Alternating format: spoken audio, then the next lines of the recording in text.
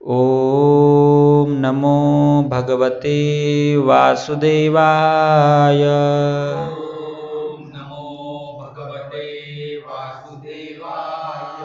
ओम नमो भगवते वासुदेवाय। ओम नमो भगवते वासुदेवाय। ओम नमो भगवते वासुदेवाय। ओम नमो भगवते वासुदेवाय। नारायणं नमस्कृत्य नारायणं नमस्कृत्य नरं चैव नरोत्तमं चैव नरोत्तमं देवीं सरस्वतीं व्यासं सरस्वतीं व्यासं ततो जयमुदीरये। नष्टप्रायेषु अभद्रेषु प्रायेषु अभद्रेषु नित्यं भागवत सेवया भगवती उत्तमश्लोके उत्तमश्लोके भक्तिर्भवति नैष्टिकी। भवति नैष्टिकी। श्रीमद्भागवतम स्कंद नंबर है 8, श्लोक नंबर अध्याय नंबर है 16 और श्लोक नंबर है 15।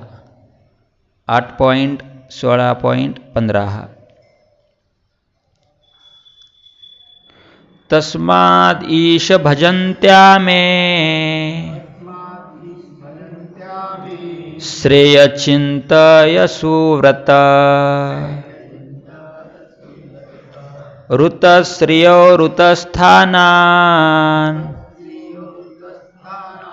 सपलय पाहि न प्रभो। तस्माद् ईश भजन्त्या मे श्रेय चिंतय सुव्रत ऋतश्रियो ऋतस्थानान् सपत्नय पाहि न प्रभो। तस्माद् ईश भजन्त्या मे श्रेयश्चिन्तय सुव्रत ऋतश्रियो ऋतस्थानान् सपत्नय पाहि न प्रभो। इस श्लोक का अर्थ ऐसा है, अतएव हे भद्र स्वामी अपनी दासी पर कृपा कीजिए। हमारे प्रतिद्वंदी असुरों ने अब हमें ऐश्वर्य तथा घर बार से विहीन कर दिया है। कृपा करके हमें संरक्षण प्रदान कीजिए। तात्पर्य है श्रील प्रभुपाद जी द्वारा देवताओं की माता अदिति ने कश्यप मुनि से अनुरोध किया है कि वे देवताओं को संरक्षण प्रदान करें। जब हम देवताओं का नाम लेते हैं तो उनकी माता भी सम्मिलित रहती है। तो ये एक श्लोक है और अगला भी श्लोक है, परैर्विवासिता साहम मग्ना व्यसन सागरे ऐश्वर्य श्री यशस्थानम ऋतानि प्रबलैर्मम। इस श्लोक का अर्थ है, हमारे अत्यंत शक्तिशाली शत्रु असुरों ने हमारा ऐश्वर्य, हमारा सौंदर्य, हमारा यश, यहाँ तक कि हमारा घर भी हमसे छीन लिया है। निसंदेह हमें अब वनवास दे दिया गया है और हम विपत्ति के सागर में डूब रहे हैं।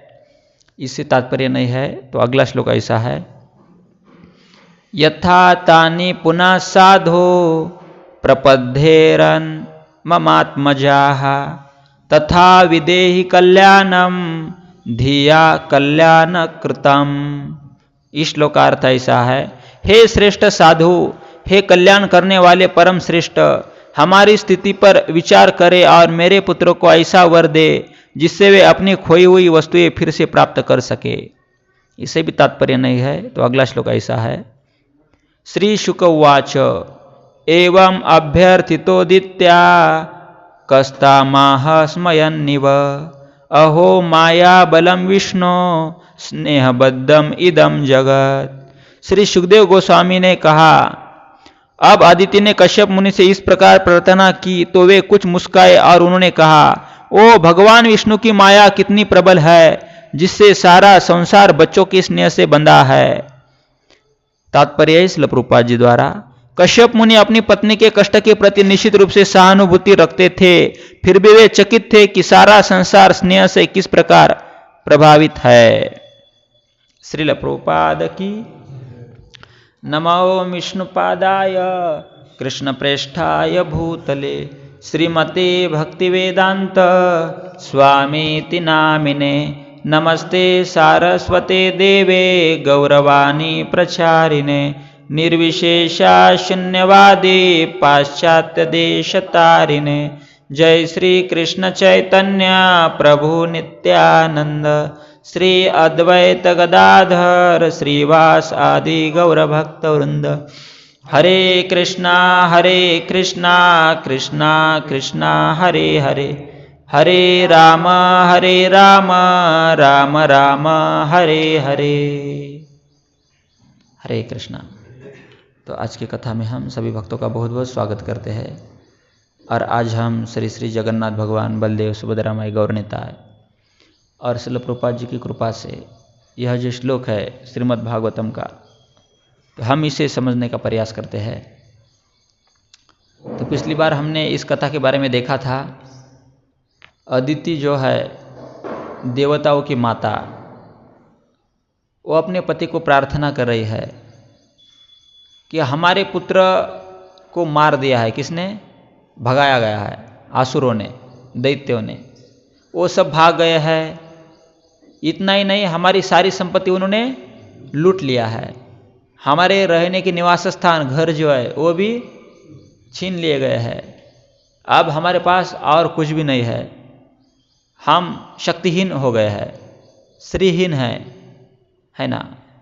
हमारे पुत्रों के जो तेज है तपश्चर्या का वो भी सब चला गया है। तो ये किस कारण ऐसा हो रहा है ना।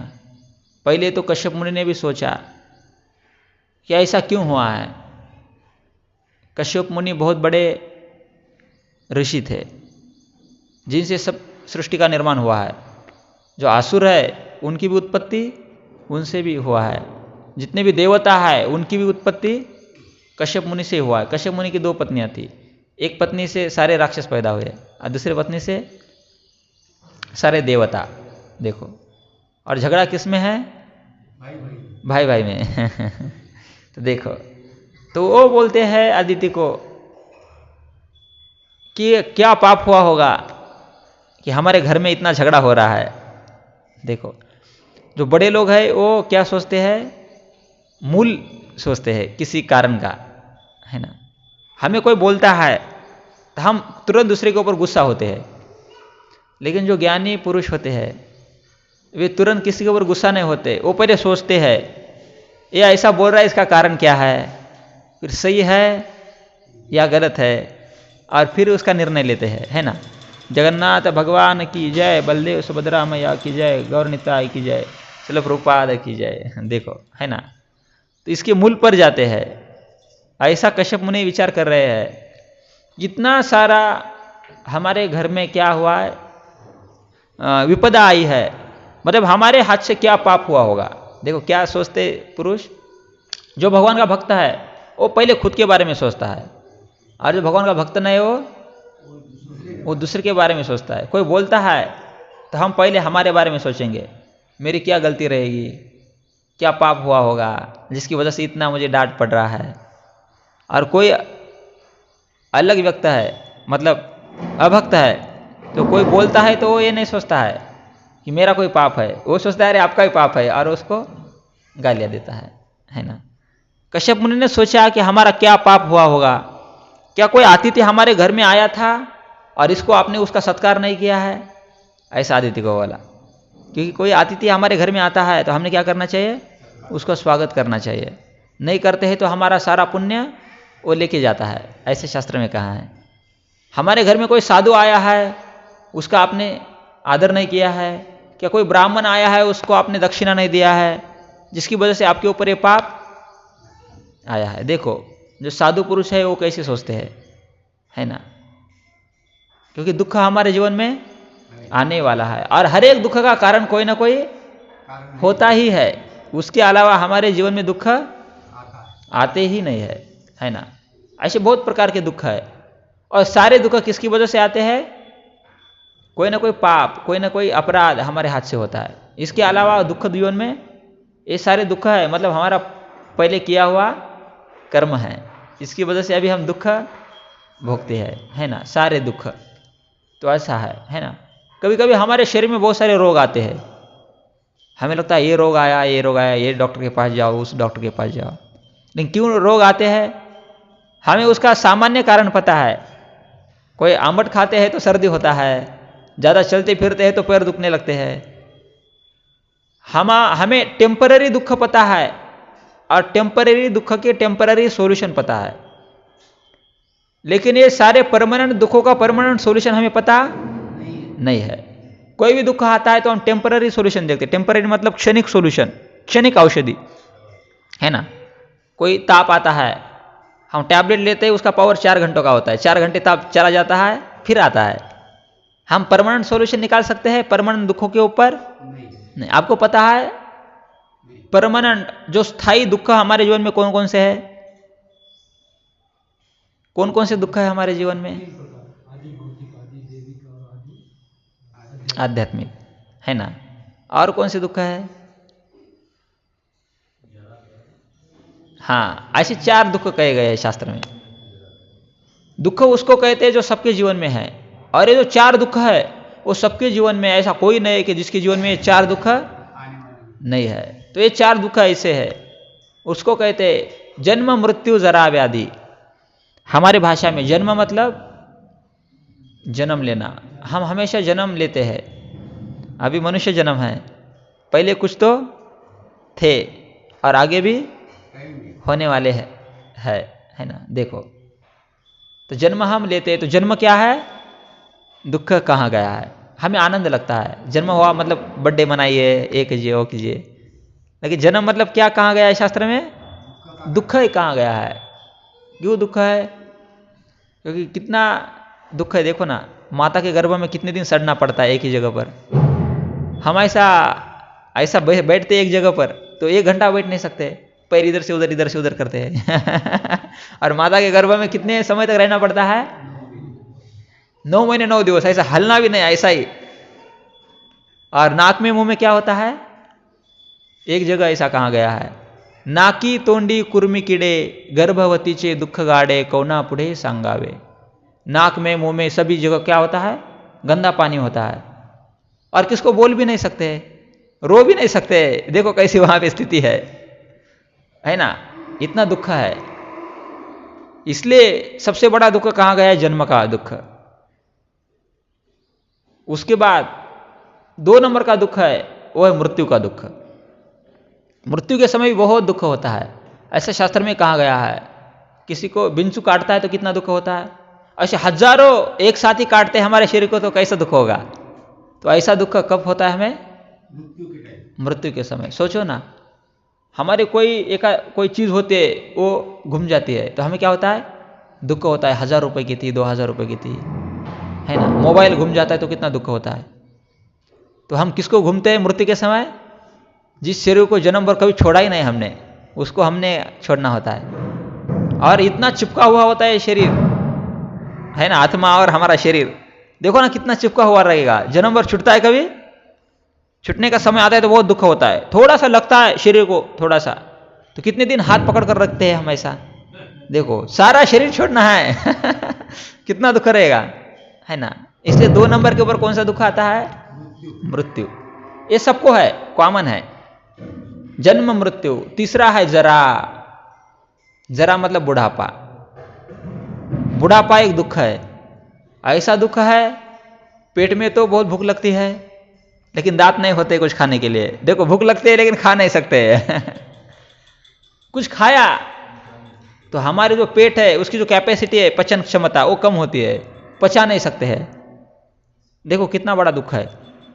और बहुत सारे बूढ़े तो ऐसे होते हैं जो मृत्युशैया होती है उसको बोलते हैं, उसके ऊपर 6-6 महीने सोए हुए होते, यहाँ से नीचे कुछ जाता नहीं है, पेट में तो आग पड़ती है, खा नहीं सकते हैं, देखो देख नहीं सकते हैं, किसकी आवाज़ नहीं आती है, भूख लगती है तो बोलना नहीं आता है, नाक में से मुंह में से पानी निकलता है, बास आता है, कोई नज़दीक नहीं आता है।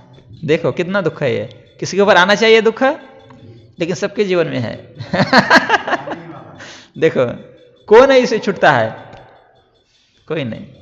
ये 3 नंबर का दुख है, जरा। जरा मतलब बुढ़ापा।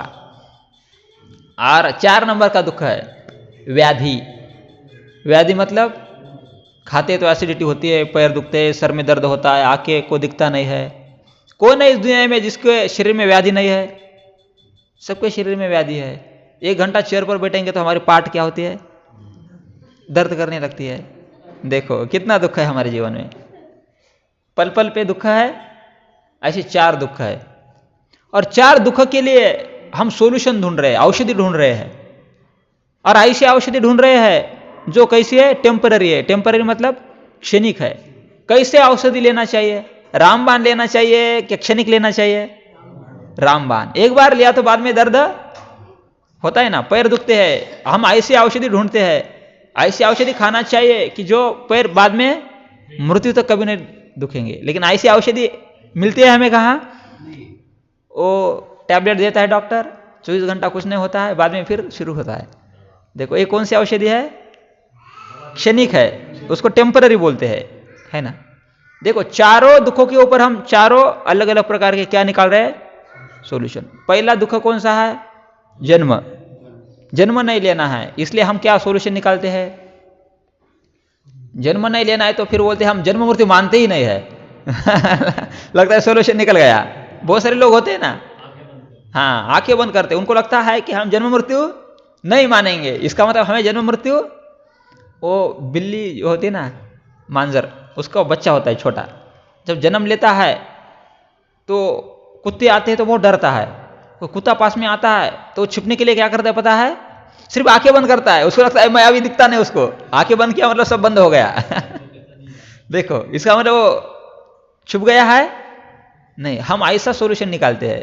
कोई बोलता है जन्म बहुत बड़ा दुख है, फिर हम बोलते हैं हम जन्म मृत्यु को मानते ही नहीं है, मतलब हमें जन्म मृत्यु दुख नहीं है। लेकिन ऐसा है, जन्म मृत्यु को नहीं मानेंगे तो भी जन्म भी होगा और निश्चित रूप से मृत्यु भी होगा।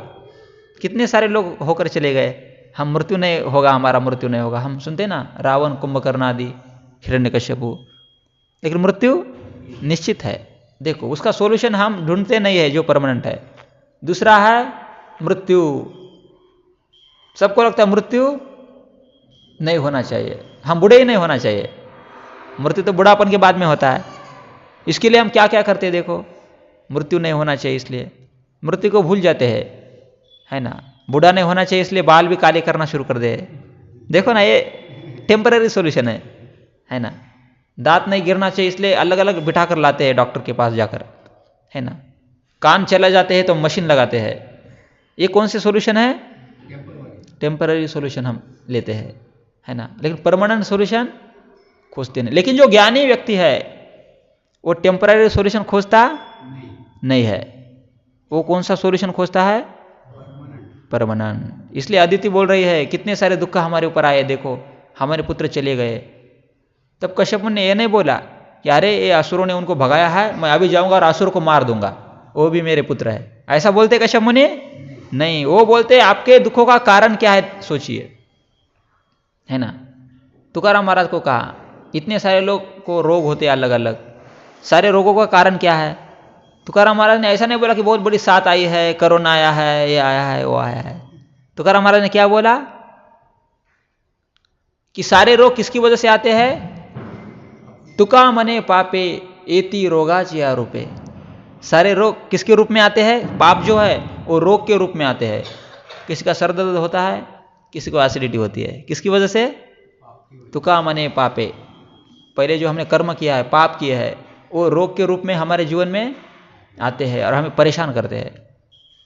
फिर जितना हमने पाप किया है, किसी को लूटा है, तो सारा पैसा चला जाता है ना। किसी का घर लिया हुआ होता है कर्जे से, हम लेते हैं ना, लूटना, तो ऐसा होता है अंत में इतना रोग होता है हम हमारे घर में भी नहीं रह सकते मृत्यु के समय। कहाँ रहना पड़ता है हमें? अस्पताल में। देखो भगवान बरोबर हिसाब करते हैं कितना लोगों लूटा है उसके हिसाब से उसका चलता है। देखो एक भी कर्म हमें छोड़ता नहीं है। इसलिए कोई भी हमारे ऊपर संकट आता है तो हमने क्या सोचना चाहिए? परमानेंट सॉल्यूशन शोधना चाहिए। ये हमारे जीवन में हो रहा है, इसका कारण क्या है? कोई मुझे बहुत डांट रहा है, इसका मतलब पहले मैंने किसको डांटा है, ये हमने सोचना चाहिए, है ना। देखो दूसरा मुझे तकलीफ दे रहा है, मतलब पहले जन्म में मैंने भी कभी ना कभी उसको भी तकलीफ दिया होगा, है ना, होते ना। आज हमारे सामने किसी बाघ कोई हिरन को मार रहा है, मतलब पहले जन्म में हिरन वाघ रहेगा, वाघ हिरन रहेगा तो सोचना चाहिए। एक कहने का उद्देश्य यह है कि कर्म हमारा क्या है, उसके हिसाब से रिएक्शन हमें मिलने वाली है। लेकिन हमने ये नहीं सोचना चाहिए टेम्पररी सॉल्यूशन, क्या सोचना चाहिए? परमानेंट सॉल्यूशन सोचना चाहिए। इसलिए जो देवताओं की माता है उसका नाम क्या है? अदिति है क्या? अदिति है, अदिति। वो कश्यप मुनि को कह रही है, देखो इतना सारा संकट मेरे ऊपर आया है, मेरे पुत्र चले गए हैं, तो मैं क्या करूं? सुव्रत, कोई तो ऐसा पयोव्रत, ऐसा कोई तो व्रत मुझे बताइए। व्रत मतलब भगवान की मैं कौन सी भक्ति करूं कि जिससे पाप क्या हो जाएगा? नष्ट हो जाएगा। देखो लेकिन कश्यप मुनि बहुत ज्ञानी थे, है ना। उन्होंने कहा कि आपका जो प्रश्न है बहुत सही है, लेकिन उन्होंने पहले सोचा कि क्या भगवान की माया है, देवताओं की माता है अदिति, लेकिन वो भी पुत्र स्नेह से क्या है? मोहित है, ऐसा उनका कहना है। मतलब देखो बड़े लोगों की सोच कैसी होती है? उच्च होती है ना। इसलिए वो ऐसा व्रत बताने वाले अभी अदिति को कि जो भगवान के माया से क्या होगी? मुक्त होगी। जब किसी वस्तु पर हमारे आसक्ति होती है, हमारे पुत्र है, तो उनको तकलीफ होती है तो हमें तकलीफ होती है। अभी ऐसा व्रत बताएंगे कश्यप मुनि, जो व्रत करने से वो कैसी निडर बनेगी, जीवन में बहुत सुखी बनेगी, है ना। इसलिए आप कोई साधु पुरुष को कहिए हमारे जीवन में ये दुख है वो दुख है, वो आपको एक ही सोल्यूशन देंगे, क्या करो? भगवान के नाम का जप करो, सब दुख चले जाएंगे। हम सोचते हैं अरे ऐसे कैसे साधु है, कोई भी दुख बताते तो सोल्यूशन एक ही देते, लेकिन हमें एक ये नहीं समझता है कि यही सोल्यूशन क्या है? परमानेंट है, बाकी सारे टेम्पररी। देखो ना, भगवान के नाम का जप करेंगे, भगवान के नाम का भजन करेंगे, भगवान की भक्ति करेंगे, तो चारों दुखों के सोल्यूशन हमें मिलते हैं। भगवान की भक्ति करेंगे तो भगवत धाम चले जाएंगे, फिर आने वाला मृत्यु हमारा अंतर लास्ट रहेगा, है क्या नहीं? लास्ट, उसके बाद भगवत धाम, फिर जन्म भी नहीं, जन्म नहीं तो मृत्यु भी नहीं, और जन्म मृत्यु नहीं है तो व्याधि भी नहीं, बुढ़ापा भी नहीं। देखो टेम्पररी रामबाण सोल्यूशन है ना भगवान का भजन, भगवान की भक्ति, तो है ना। तो देखो यह बता रहे हैं, बताने वाले हैं कश्यप मुनि अदिति को कि आपको भी क्या करना पड़ेगा? भगवान की भक्ति करना पड़ेगा। इसलिए एक व्रत बताया है। आज सीधा हम किसी को बोलेंगे भगवान की भक्ति करो तो कोई करता नहीं है, फिर हमें क्या बताना पड़ता है? अभी बाहर के लोग बहुत खाते पीते हैं, नॉनवेज, नशा करते हैं, तो उनमें एक ये दिया है साधु संतों ने, वो टेक्नोलॉजी दिया है कि श्रावण महीना आता है तो कुछ खाना, देखो आप श्रावण महीना आता है तो जो कोमड़ी बकरा होते हैं वो बहुत बढ़ते हैं उनको खाने वाला ही कोई नहीं होता है। देखो लोग, साधु लोगों को लगा ये 12 महीने छोड़ते नहीं है, इनको ऐसा कुछ करेंगे 1 महीना तो छोड़ेंगे देखो 1 महीना वो खाते नहीं है, फिर उनको भी बताना पड़ता है। हमें भी ऐसा बताया जाता है ना। अभी कार्तिक महीना आया है, हर दिन तो मंदिर में आते, लेकिन अभी कार्तिक महीना आया, हर दिन सुबह शाम को आना है और क्या करना है? दामोदर अष्टकम करना है। उनको लगता है नहीं नहीं आया है कार्तिक महीना तो अभी महीना भर हम ये साधु संतों की एक टेक्नोलॉजी है और अच्छी भी है ना। देखो अच्छा इफेक्ट है ना इसका। तो ऐसी बात है, धीरे धीरे हम मंदिर में आते हैं, फिर हमें बहुत अच्छा लगता है, फिर हम लगता है अरे 1 महीना क्यों, साल भर चलता है तो साल भर हम मंगल आरती गाएंगे, है ना। तो एक है, और ऐसा करना चाहिए क्योंकि एक ऐसा सोल्यूशन है हमारे दुखों का, परमानेंट सोल्यूशन है ना। और ऐसा थोड़ा कड़वा भी है। जप करना बहुत बोरिंग लगता है, कथा सुनना अच्छा है, उससे अच्छा है, कथा सुनना उससे अच्छा है, कीर्तन करना अच्छा है, लेकिन जप करना वो बहुत मुश्किल होता है, क्योंकि वो अकेले में करना पड़ता है, और कोई वाह वाह करने वाला भी कोई नहीं होता है। कौन होता है घर में? इसलिए तो नींद आती है ना। ज्यादा नींद जप में आती है, कथा में और कीर्तन में ज्यादा नींद नहीं आती है लेकिन कम आती है, लेकिन जप के समय बहुत आती है ना। देखो, हाँ। देखो ऐसी बात है ना। तो इसलिए ये परमानेंट सॉल्यूशन है। और ऐसा है, जो अच्छी गोली होती है वो कड़वी होती है। हरिनाम कैसी गोली है? रामबाण। इसलिए लेते समय लगता है अरे क्या है, 2-2 घंटा बैठना होता है। और बैठने के बाद ऐसा भी नहीं तुकाराम महाराज जैसा भगवान का, विठल जी का भजन किया और लेने के लिए विमान आया। हम कितने सोलह माला जप करेंगे तो कोई इफेक्ट भी नहीं दिखाई दे रहा है। भगवान कभी मिले भी नहीं और कभी बोले भी नहीं हमारे साथ, है ना। इसलिए भक्ति में बहुत दृढ़ रहना बहुत आवश्यक है। कुछ जीवन में दिखेगा नहीं दिखेगा, हमें क्या करना है? गोली कड़वी रहेगी तो भी हमें लेते रहना। एक समय ऐसा आएगा हमारा जो रोग है वो चला जाएगा, फिर कड़वी गोली लेने की जरूरत नहीं। हरिनाम ऐसा है, हरिनाम बहुत विशेष है। कहा गया है हरि का नाम कैसा है? भगवान का नाम बहुत विशेष है, सारे पापों को नष्ट करता है। ऐसा बोलते भी है भक्त हमें, लेकिन हमें उसका कोई अनुभव होता है? नहीं होता। ऐसा एक भक्त ने कहा है हरिनाम बहुत विशेष है इस दुनिया में, सबसे विशेष धन है। भक्तों के लिए तो हरिनाम धन ही है, दूसरा कोई धन नहीं है उनके जीवन में, क्योंकि वो रात दिन इसलिए तो लेते हैं ना। कोई साधु संत देखो आप कभी वृंदावन पंढरपुर धाम में रात दिन भगवान का सोते भी नहीं है, भगवान का भजन ही करते हैं, है ना। क्योंकि उसके जीवन में क्या है? धन मतलब भगवान का नाम ही है। लेकिन हमें धन लगता है, इसलिए तो हम बाकी धन कमाने के चक्कर में पड़ते हैं। ये धन लगता होता तो हम सब छोड़कर इसके पीछे लगते हैं ना। अभी इस दुनिया में एक मानसिकता है, अलग अलग युग में अलग अलग मानसिकता बदलती है। पहले युग में अन्न नहीं मिलता था तो ज्वारी बाजरी इसको लोग क्या समझते थे? धन समझते थे। कोई पैर के नीचे जाता है तो उसको नमस्कार, कोई किसके पैर के नीचे जाता है छोटे बच्चे के तो डांटते थे, अरे ये इसको पैर मत दो। क्योंकि उस समय में क्या धन था? यही था। ये पैसे नहीं थे उस समय में, नोटा ये कुछ नहीं था, धान्य। अगला समय आया, उस समय में सोना धन था। पैसा भी था तो किसका रहता था? सोने का। पैसों के पहले ये था। अभी किसको आया है? मतलब अभी सीजन पैसों का चल रहा है। जिसके पास नोट है वो क्या है? अमीर है, उसको धन समझ रहे लोग। इसके आगे भी अभी 50 साल में ये डूबने वाला है, नोटा रहने वाला, फिर नंबर को महत्व आने वाला है। इसके अकाउंट पर कितने नंबर है? हाँ, जो नंबर है 1 करोड़ 2 करोड़, इसको महत्व अभी भी आया है। फोन पे के ऊपर जिसके ज्यादा अमाउंट वो अमीर, अभी भी उसको महत्व आ रहा है और पैसा कम हो रहा है ना। देखो जो बाकी धन है उसका सीजन होता है, सीजन वाइज महत्व आता है, बाद में खत्म हो। देखो ना, हम जब छोटे थे तो मैं बचपन में आटाना और चाराना रहता था। हम पेप्सी भी लेते थे, आटाने की 8 गोली आती थी किराना दुकान में से। अभी आटाना चलता है, उसका सीजन चला गया। अभी 100 के नोट का भी सीजन चले जाने वाला है, 1000 का अभी तो चला गया पहले। तो फिर अंत में हरिनाम के ऊपर ही सब आने वाले हैं। चैतन्य महाप्रभु ने तो भविष्यवाणी भी किया है ऐसा। सही धन कौन सा है? हरिनाम। लेकिन एक भक्त ऐसा कहते हैं हरिनाम बहुत बड़ा धन है, लेकिन एक ऐसा दोष है वो फ्री में मिलता है, इसलिए हम लेते। देखो ना, हरिनाम लेने से फ्री में है ना, इसलिए हमें लगता है अरे ये तो हर दिन का हरे राम हरे कृष्णा है ना। जब तो बाद में भी कर सकते हैं, 16 माला तो हम ऐसे ही करेंगे, पहले और कुछ कर लेते हैं, है ना। वो कैसा मिलता है? फ्री में मिलता है। लेकिन जो बहुत ज्ञानी व्यक्ति है वो जानता है कि सही धन क्या है? गोलोकेर प्रेम धन हरि नाम संकीर्तन। सही धन कौन सा है? हरिनाम। और ये कहां पर भी चलता है।